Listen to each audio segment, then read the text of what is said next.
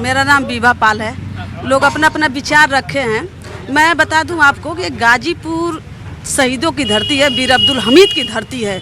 और अपने अपने विचार से आज मैं बता दूं कि गाजीपुर ये सबसे पिछड़ा इलाका है और विकास 14 में तो गठबंधन मनोज सिन्हा जी जीत गए, 19 में गठबंधन था, मगर विकास अगर यहाँ की जनता विकास देखी होती तो गठबंधन को भी तोड़ दी होती। मगर मनोज सिन्हा जी कितना कार्य किए हैं सब लोग अपना रख रहे हैं। 2024 का चुनाव अफजाल अंसारी साहब जी और खुद के आज आप चुनाव में भी आ पाएंगे। अफजाल अंसारी साहब चुनाव यहाँ से जीतेंगे 100%। आपको मैं बता रही हूँ क्योंकि अभी आप विकास की बात कर रही थी। मैंने विकास बताया ना कि अगर विकास किए होते वो तो 2019 में गठबंधन था, मैं उसी दल में थी, गठबंधन था। गठबंधन के नकारते हुए मनोज सिन्हा को वोट जो मिला था, मगर ये सब लोग जानते थे कि मनोज सिन्हा जी विकास कुछ नहीं किए थे, इसलिए अफजाल अंसारी साहब को वोट दिए सब।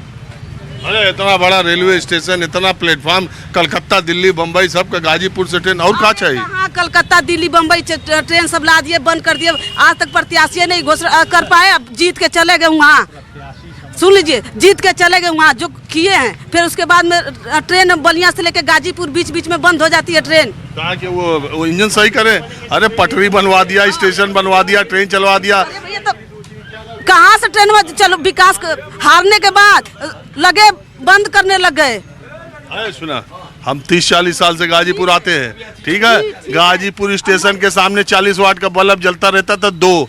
अभी देखो क्या स्थिति है। क्या मैं गलत बोल रहा? बताइए। एकदम आप सही कर रहे हैं। शंकर चाय वाले की दुकान 2014 तक, उसके अलावा गाजीपुर में 9 बजे स्टेशन बंद हो जाता था। 2 बल्ब लटकते रहते थे, पता नहीं कहीं ट्रेन जाती थी कि नहीं जाती। वही जो लोकल गोरखपुर से वही ट्रेन चलती थी, प्लेटफॉर्म नहीं था।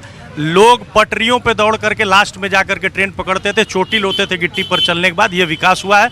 देखिए, आपके प्रश्न में सुन रहा था बहुत देर से, और मैं आपको कारण बता दूं, ये सपा बसपा भाजपा की लड़ाई नहीं है। यहाँ पर गाजीपुर को कभी राजनीतिक स्थिरता मिली नहीं, और राजनीतिक स्थिरता न मिलने की वजह से गाजीपुर के आम लोग जो किसी पार्टी से नहीं जुड़े हैं वो बगावती तेवर अपनाने लगते हैं। जैसे मुझे सुविधा नहीं मिलेगी, मुझे लाइट नहीं मिलेगी। आप अब आपके कैमरामैन को बोलो ये गिट्टी दिखाएंगे, तो ये गिट्टी देखेंगे तो मुझे ये लगेगा कि मैं पूरे 5 साल में इस गिट्टी पर चला हूँ, तो मुझे जो सरकार रूल करती है वो भी अच्छी नहीं लगती है। और मैं आपसे आदि पार्टी जीत जाती है तो इसमें गाजीपुर के आम नागरिकों का दोष नहीं है। सरकार को बराबर ध्यान देना चाहिए कि गाजीपुर का भी विकास हो। तो गाजीपुर में गरीबी बहुत है और गरीब ही हमेशा बगावत करता है। हम ये मानते ही नहीं कि हमारे साथ कोई है।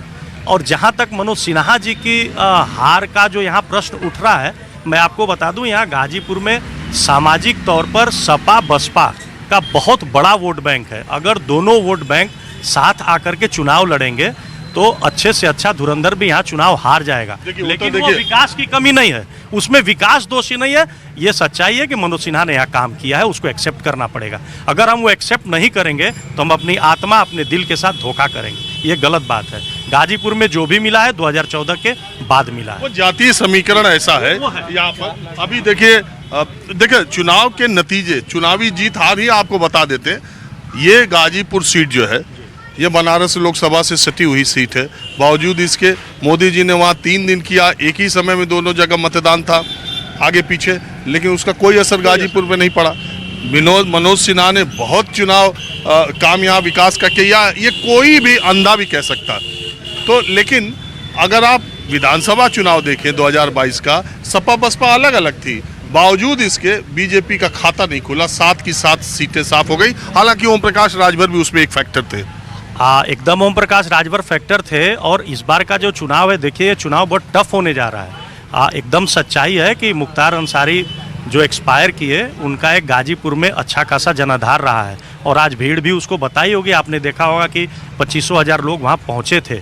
तो इसको हम इनकार नहीं कर सकते। लेकिन बहुजन समाज पार्टी का टूटना समाजवादी पार्टी से और कांग्रेस का आना, कांग्रेस के पास यहाँ वोट नहीं है। देखिए जो सच्चाई है, कहीं नहीं कहीं नहीं है। वो अब ऐसे बोलेंगे तो अलग बात है। अब किताब हम तो बोलते हैं 3000, इतना ही वोट है इनका वोट बैंक। वो पारंपरिक कांग्रेसी वोटर है जो मरते दम तक उनको वोट करेंगे। लेकिन बसपा का टूटना और ओम प्रकाश राजभर का भाजपा से जुड़ना, ये चुनाव को दिलचस्प बनाता है। ऊंट किस करवट बैठेगा ये कोई नहीं जानता है। हालांकि सिंपैथी आज के डेट में अभी रिसेंट जो घटनाएं हुई हैं निश्चित रूप से अफजाल अंसारी साहब के साथ है, और राजनीतिक रूप से हम लोग किसी को दोषी नहीं मानते। ये अपने ज़िले का दुर्भाग्य मानते हैं कि यहाँ कभी सरकारों ने भी ध्यान नहीं दिया। अब सातों सपा जीत गई तो हम देखेंगे ही नहीं, ये गलत है। थोड़ा सरकार को ध्यान देना चाहिए। रोड सीवर सब 5 साल से खराब है। आपने खुद इस बात को स्वीकार किया कि मैं इतने दिनों से गाजीपुर आ रहा हूँ, मुझे कोई परिवर्तन नहीं दिखाई दिया। मैं बता दे रहा हूँ, ये कोतवाली, आप अपने कैमरामैन कालीकांत से कहूँगा, कोतवाली गाजीपुर है ना, उसके बगल से एक कॉलोनी में अंदर रोड जाती है, जो कोतवाली के पीछे एक कॉलोनी पूरी बसी हुई है। मुझे लगता है कि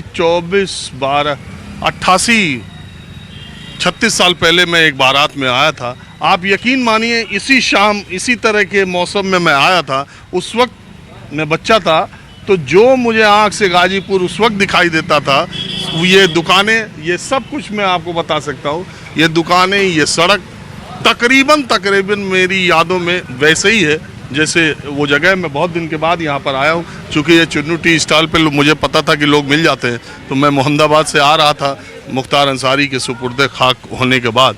मैंने कहा एक मैं और आपको बात बता दूं, हम स्वीकार नहीं करेंगे, ये जातिगत जगह है जहां आप ये क्वेश्चन आंसर कर रहे हैं ना, ये जातिगत आंकड़ा है। लोग उसका सुविधा उठाएंगे, ये करेंगे, लेकिन कोई कुछ बोलेगा नहीं।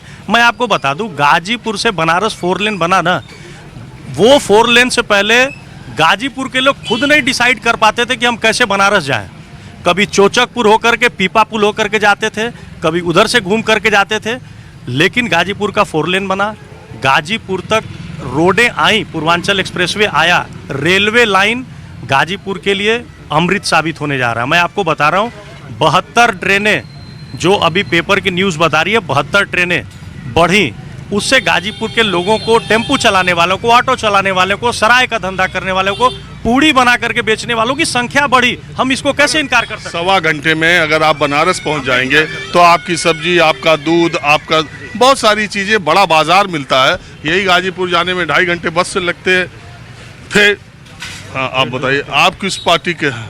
हम किसी पार्टी के नहीं, हम पत्रकारिता की पढ़ाई की और इस समय यूट्यूब चैनल चला रहे हैं, पत्रकार की पंचायत। तो आजकल तो हर आदमी है तो मोबाइल ले ले रहा है और यूट्यूब पर पत्रकार बन जा रहा है। लेकिन एक बात मैं बताऊं, ये जो यूट्यूब की, मैं उसका बहुत मुरीद हूं कि इतना बड़ी बहुत टैलेंटेड लोग बहुत अच्छी उस पर खबरें भी करते हैं, बहुत सारी चीज़ें, और एकदम रिमोट एरिया की जहां संस्थागत पत्रकारिता या पत्रकार नहीं पहुंच सकते, उन चीज़ों को भी उजागर कर रहे हैं। लेकिन एक शिकायत भी है कि उसमें जो जिम्मेदारी के साथ रिपोर्टिंग होनी चाहिए, जो कंटेंट क्रिएट करना चाहिए, वहाँ कोई कभी व्यूज़ के लिए कुछ भी अनाप शनाप झूठ सच लिख दिया। बड़ा अनाप शनाप उसमें थंबनेल होता है। थंबनेल पे ऐसा लिख दिया जाता है कि व्यूज़ बढ़ने लगते हैं, लेकिन अंदर तो रिसर्च ही नहीं होती है। मेरा आप अगर कंटेंट देखेंगे, मैं महिमा मंडन नहीं कर रहा हूँ अपने चैनल की, पर उसमें रिसर्च रहता है। बाकायदे 10 मिनट की अगर उसमें वीडियो है तो रिसर्च रहती है। और जहाँ तक मतलब गाजीपुर की राजनीति की बात है और विकास की बात है, तो यहाँ पे लोग, पहले बात तो यहाँ पे जो जीते हुए कैंडिडेट हैं और वो माफिया, उनको जी लगा के बोला जा रहा है। तो जी लगाने का मतलब ही है कि यहाँ पे विकास नहीं होना चाह रहा है आदमी। और गाजीपुर में परिवर्तन कब आया? जब मनोज सिन्हा आए। हम लोग सुहलदेव की ट्रेन पर जब बैठते हैं और सुबह दिल्ली 6 बजे पहुँच जाते हैं, तो लगता है कि अपनी खुद की रिजर्व गाड़ी में बैठे हैं। और ऐसा कभी गाजीपुर में हुआ नहीं।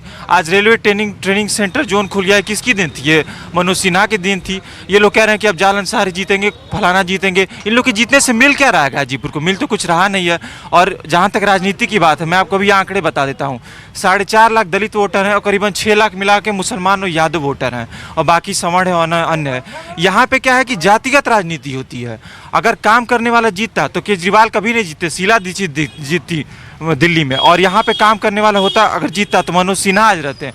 पर यहाँ काम करना नहीं चाहते लोग, यहाँ पे अपनी यार यही तो मैं कहता हूँ, विकास और भ्रष्टाचार कभी देश में अगर राजनीति का मुद्दा बन जाए तो फिर बात ही क्या है। जिन लोगों पर भ्रष्टाचार के सबसे ज़्यादा आरोप लगे थे, बीजेपी नहीं लगाए थे, धीरे धीरे सब बीजेपी की तरफ ही आ गए। और एक लाइन में बोलना चाहूँगा, गाजीपुर को राजनीतिक स्थिरता की आवश्यकता है। देखिए, बलिया चंद्रशेखर जी ने कंटिन्यू किया, विकास तो कुछ नहीं चंद्रशेखर जी किया, भले नहीं, लेकिन उनका देन है कि आज प्रधानमंत्री के नाम पर ही कुछ मिला। मोदी जी कंटिन्यू किया, बनारस बन गया। मऊ में कल्पनाथ राय थे, मोदी जी ने काम किया बनारस में, उनके आने से कल्पनाथ राय ने घोसी में किया, लेकिन ये मत कहिए कि चंद्रशेखर जी ने बनारस में और बलिया में कोई काम है। मैं आपसे ज्यादा नहीं कह सकता, लेकिन नहीं सुनिए थोड़ा, नहीं वो एक अलग विषय है।